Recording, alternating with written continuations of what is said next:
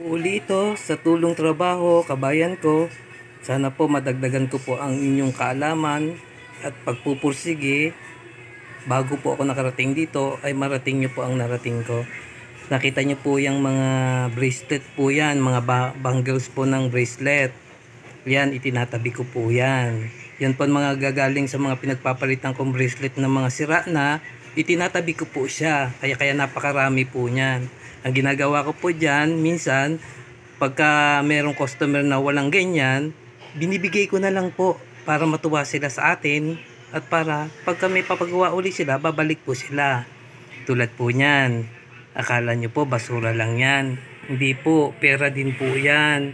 Kaya itatabi nyo po yan. Itatabi nyo po ito. Yan, tulad niyan, no.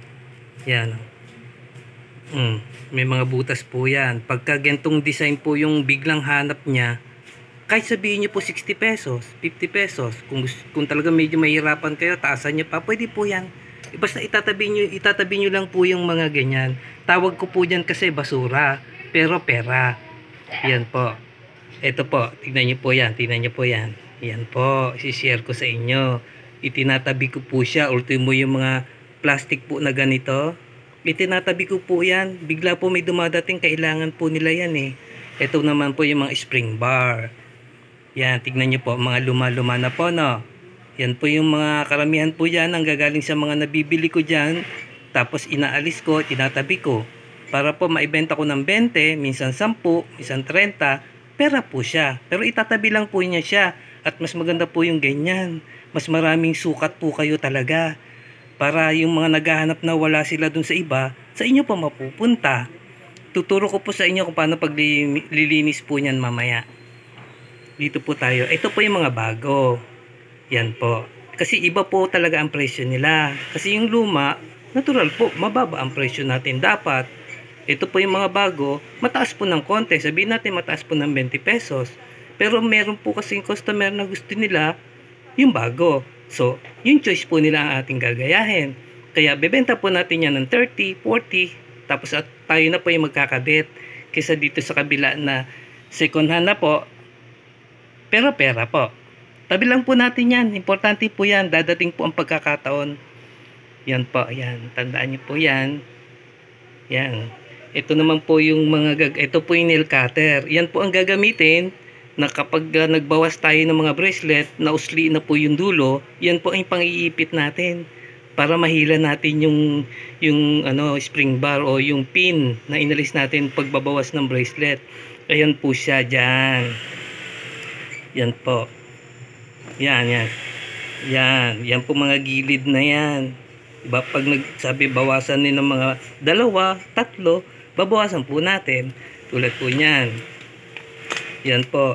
Tandaan nyo po yan. Meron po kasi siyang mga arrow. Yan. May mga arrow po siya. Yan. May mga arrow. Yan. May arrow po siya. Yan. Kita nyo. Dito po natin itutulak. Doon po lalabas sa may arrow na yon. Yan po ang susundin nating guide. Para kung ilan ang babawasan, pera na po yan. Kaya po ito. Tulad po nito. Pag sinabi po ng customer natin na bawasan. Oh, yan po. Babawasan lang po natin. 2, 3, 4. Pera na po yan. Yun po. Ang ginagamit ko po dyan, simple lang po. Kasi hindi naman tayo ganun kayaman para bumili ng mga materialis na mamahalin. Pero maganda rin po talaga yung mga bago saka original. Magaganda po yung mga labas nila. Kaya lang po tayong mga simpleng buhay lang, hindi natin kaya. Pagka nakaya na po natin yung pagka matagal na po tayo sa trabaho. Tulad po niyan. Kita nyo, ito po ginagamit kong karayom. Yan po ang ginagamit ko yan dito. Yan, pagbabawas. Dito po, sa kabila. Yan, yung malalalim na lugar na yan. Yan po ang ginagamit ko sa mga dito po. Yan, karayom lang po. Basta wag lang po masyadong mahaba kasi mababaluktot at mapuputol. Yung medyo maiksi lang po, puputulin nyo ng ganyang kahaba. Yan, para po, sigurado na kayo maganda. Para pag nabawasan na, pera na po siya. Yan lang po ang aking maisishare ngayon ha. Sana po magkaroon kayo ng guidance sa akin, saka inspirasyon kung paano po ako naandito po ngayon sa trabahong ito. God bless po.